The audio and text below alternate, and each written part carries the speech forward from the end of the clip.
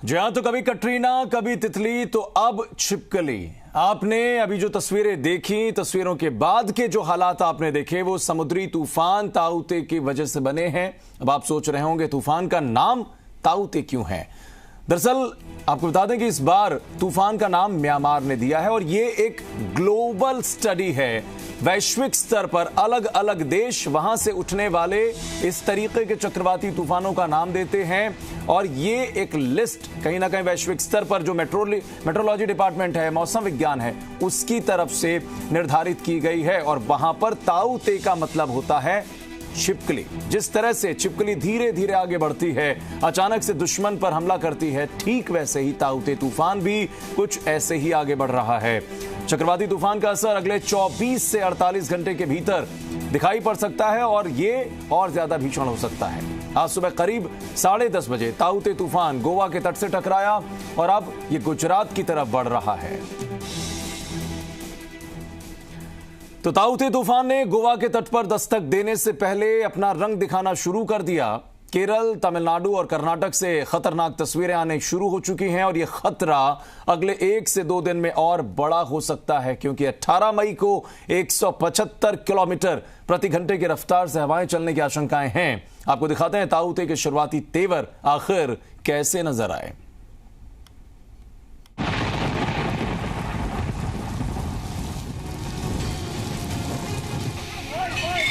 1, 2, 3, सिर्फ 3 सेकेंड्स। जी हाँ, सिर्फ 3 सेकेंड में ये 2 मंजिला बिल्डिंग ताश के पत्तों की तरह गिर गई और देखते ही देखते एक घर ने जल समाधि ले ली। तस्वीर केरल के कासरगोड की है।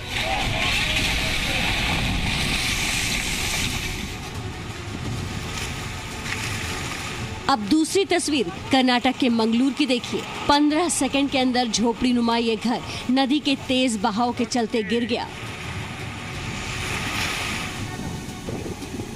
मंगलूर के उलाल इलाके की ही एक और तस्वीर देखिए। कुछ सेकंड के अंदर सागर किनारे खड़ा ये 2 मंजिला ढांचा देखते ही देखते मलबे में तब्दील हो गया। ये तो सिर्फ ट्रेलर है। चक्रवाती तूफान ताउते के शुरुआती तेवर हैं, जो केरल, कर्नाटक के तटीय इलाके के साथ साथ लक्षद्वीप में रौद्र रूप दिखा रहा है।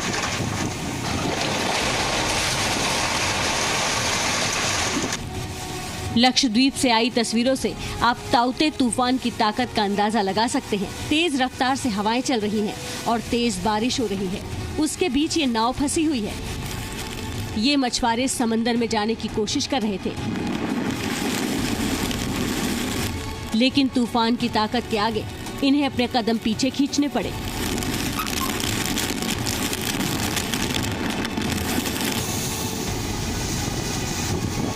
केरल के तिरुवनंतपुरम में समंदर में ऊंची ऊंची लहरें लोगों को डरा रही हैं। इस पुल के ऊपर तक समंदर की लहरें आ रही हैं। हालात की गंभीरता को देखते हुए इस पुल को लोगों के लिए बंद कर दिया गया है।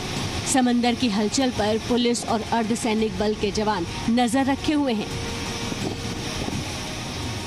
केरल के मल्लापुरम में समंदर किनारे बने कुछ घरों को ऊंची लहरों ने जबरदस्त नुकसान पहुंचाया है। तो वहीं समंदर से दूर शहर में तेज बारिश आने वाले बड़े खतरे का संकेत दे रही है।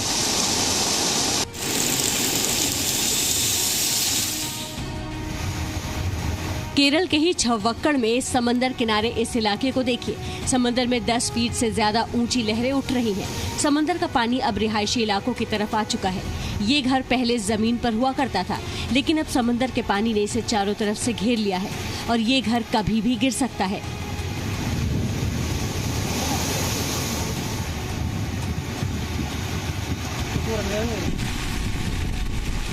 केरल के अलापुझा की तस्वीर देखिए। समंदर का पानी किस तेजी से घरों के अंदर घुस रहा है। समंदर के किनारे बसे इन घरों पर ताउते तूफान का खतरा बढ़ता जा रहा है। ताउते तूफान अभी केरल और कर्नाटक के तटीय इलाकों में अपना रौद्र रूप दिखा रहा है।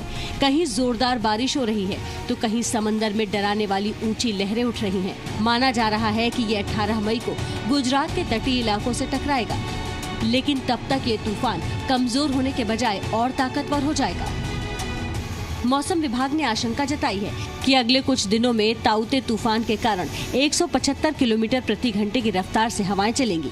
सोचिए, जब इस रफ्तार से हवाएं चलेंगी तो इसका समंदर के किनारे बसे रिहायशी इलाकों पर क्या असर होएगा। ताउते के शुरुआती तेवर को देखते हुए केरल से गुजरात तक ने तैयारियां तेज कर दी हैं। राहत और बचाव के लिए केंद्र और राज्य की टीमें अभी से तैनात हो गई हैं। ब्यूरो रिपोर्ट, जी मीडिया।